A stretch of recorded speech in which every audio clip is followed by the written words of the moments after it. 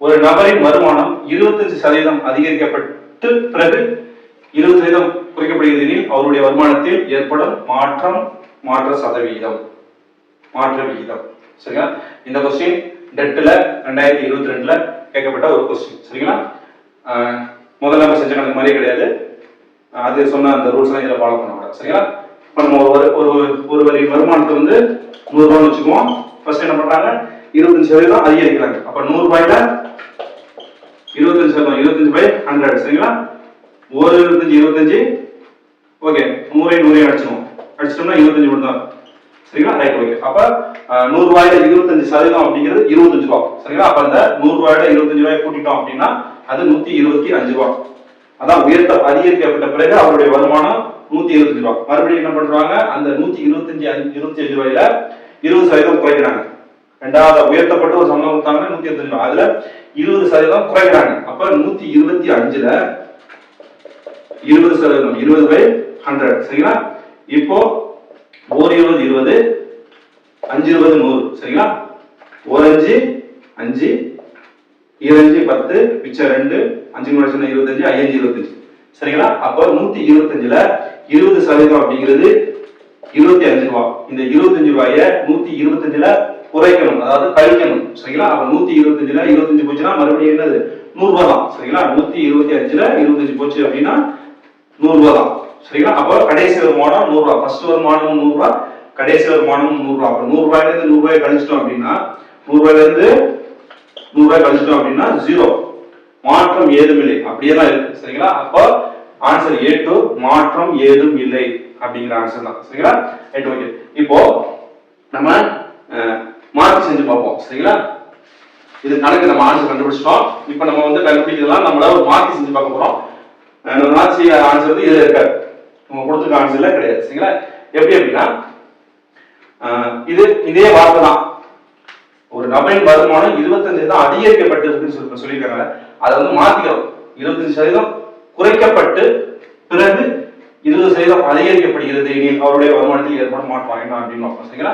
100 ரூபாய் தான். ஃபர்ஸ்ட் என்ன பண்ணணும், 100 ரூபாயில 25% முதல்ல கண்டுபிடிச்சதான் 25 ரூபாய். அந்த 25 ரூபாய் என்ன பண்ணணும், குறைக்கணும்.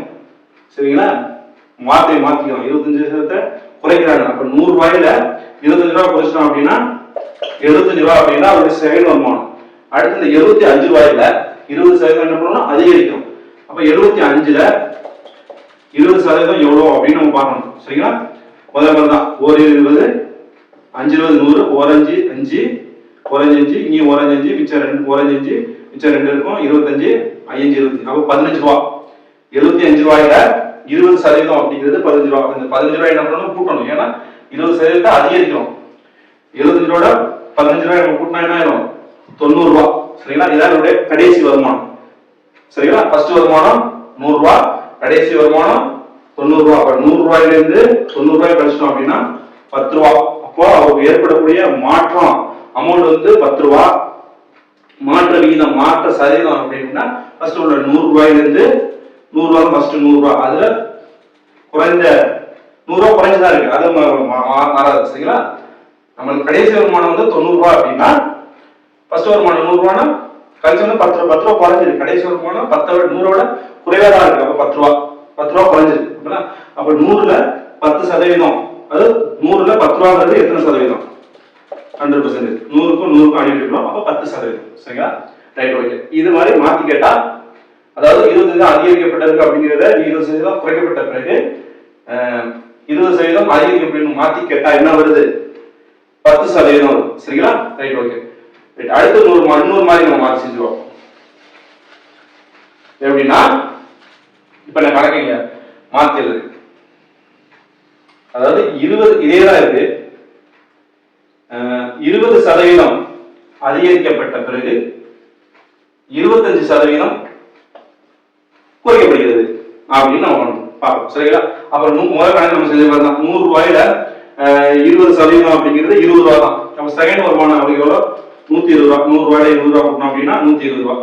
சரிங்களா? அடுத்து மறுபடி 120 ரூபாயில 120 ரூபாயில எத்தனை சதவீதம் பார்க்கணும், 20% பார்க்கணும். 120 ரூபாயில 25%.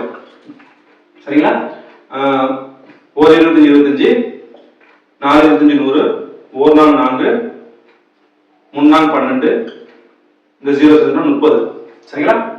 அப்போ 120 ரூபாயில 25% அப்படிங்கிறது எவ்வளோ? 30 ரூபாய். அப்ப இந்த 30 ரூபாய் என்ன பண்ணணும்? குறைக்கணும். 25 குறைக்கிறது தானே.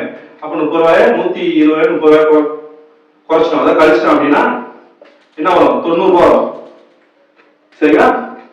ரைட். அப்போ ஃபர்ஸ்ட் வருமானம் 100 ரூபாய், கடைசி வருமானம் 90 ரூபாய். அப்போ மாற்ற விலை 100 ரூபாயில 90 ரூபாய் வச்சுன்னா 10 ரூபாய். 10 ரூபா வருதா? அப்ப மாற்ற ஏற்பட மாட்டோம் 10 ரூபாய். மாற்ற சதவீதம் பார்த்தோம்னா என்ன ஆகுது? 10% தான் ஆகுது. இந்த கணக்கு சால்வ் பண்ணுவோம். ஒரு வீட்டின் விலை 15 லட்சம் ரூபாயிலிருந்து 12 லட்சம் ரூபாயாக குறைந்தது எனில் குறைந்த சதவீதம் சரிங்களா? அதாவது நட்ட சதவீதம் கேட்கிறாங்க. குரூப் 4 2016 கேட்கப்பட்ட கொஸ்டின் சரிங்களா? Right okay.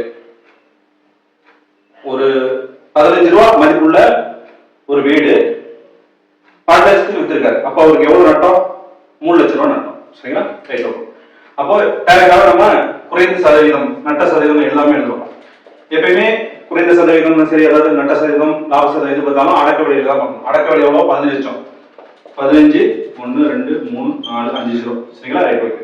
இது 5 லட்சம் 10 லட்சம் 15 லட்சம் சரிங்களா? ஓகே. எவ்வளவு வந்து அவருக்கு நட்டம்? 3 லட்சம். 1 2 3 4 5 சரிங்களா? இந்த 100% சதவீதம்னா 100% பார்க்கணும் சரிங்களா? Right okay. இப்போ இங்க ஒரு 2 0 இங்க ஒரு 2 0 அடிச்சுவோம். இங்க ஒரு 3 0 இங்க ஒரு 3 0 அடிச்சுவோம். ஒரு 15 15 30ல 2 15 30 இந்த 0வை இதோட சேர்த்துவோம். அப்போ 20% இருக்கு. அப்ப 20% அவருக்கு ஏற்பட்டக்கூடிய குறைந்த சதவீதம் நட்ட சதவீதம் அப்படிங்கிறது பி 20% சரிங்களா? ரைட். இப்படியே நம்ம கண்டுபிடிச்சலாம். Right okay. இப்போ 15 லட்சம் அப்படிங்கிறது 100% சரிங்களா? 15 லட்சம் அப்படிங்கிறது 100% சரிங்களா? இப்ப இந்த 100 பெருக்கல் 1% அப்படின்னா பிரிச்சு எழுதிக்கணும் சரிங்களா? பிரிச்சு எழுதிக்கலாம். எந்த நம்பரோட 1 பெருக்கிட்டு இருக்கும்? 15 லட்சம். நம்ம என்ன கண்டுபிடிக்க போறோம்னா 15 லட்சம் அப்படிங்கிறது 100% தான். இது சதவீதம் சரிங்களா? 15 லட்சம் அப்படிங்கிற 100%னா 15 லட்சத்துல 1% எவ்வளவு பார்க்க போறோம். அப்ப 1% வேணும்னா இந்த 100 15 லட்சத்தை இந்த 100 என்ன பண்ணணும்? டிவைட் பண்ணணும். 15 லட்சத்தை 100ஆல வகுத்துறோம் சரிங்களா? அப்போ 15 by 100 1%. இது 2 0 அடிச்சிடும். அப்ப என்ன இருக்கு? 15,000 தான் இருக்கு சரிங்களா? 1% அப்படிங்கிறது 15,000. அவர் ஏற்படக்கூடிய நட்டம் எவ்வளவு? 3 லட்சம். இப்ப இந்த 15,000 அப்படிங்கிறது எப்ப 3 லட்சமா மாறும்? இதோட என்ன பெருக்குனா, இந்த 15,000தோட என்ன பெருக்குனா நமக்கு 3 லட்சம் ஆகும். அப்படின்னா 20 பெருக்குனாதான் நமக்கு என்ன ஆகும் அப்படின்னா அது 3 லட்சமாக மாறும். அப்ப என்ன பண்ணணும்? ரெண்டு பக்கத்தையும் 20 பெருக்கணும். இங்க 20 பெருக்கணும், இந்த பக்கம் 20 பெருக்கணும். 20 பெருக்கல் 1% சரிங்களா? இப்ப இதை பெருக்கணும் அப்படின்னா 3 லட்சம் வந்துடும்.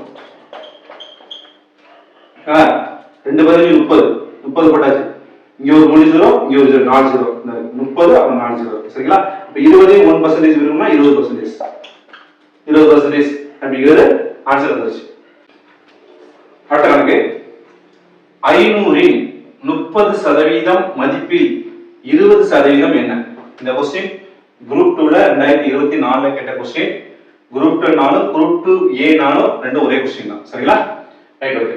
இதுக்கு ஆன்சர் என்ன அர்த்தம் அப்படின்னா 500இன் அப்படின்னு கொடுத்துருக்காங்க. அது 500இல் ரெண்டும் ஒண்ணுதான். 500இன் நானும் 500இல் நானும் ரெண்டும் ஒண்ணுதான். அப்ப 500ல 30% எவ்வளவுன்னு பார்க்கலாம். ஒரு மதிப்பு வரும். அந்த மதிப்புல 20% எவ்வளவுன்னு பார்க்கலாம் சரிங்களா?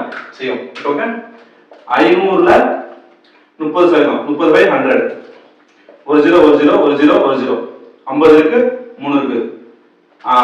53 அதாவது 53 தடவை என்ன வரும்? 150 ரூபாய் சரிங்களா? இது ஆன்சர் கொடுத்துருவாங்களா? நம்ம ஆன்சர் 150 ரூபாய் டிக் பண்ணிடுவோம். அது காலி கொடுத்துருக்காங்க. அது ஆன்சர் கிடையாது. மறுபடியும் இந்த மதிப்புல தான் 20% கண்டுபிடிக்கணும்.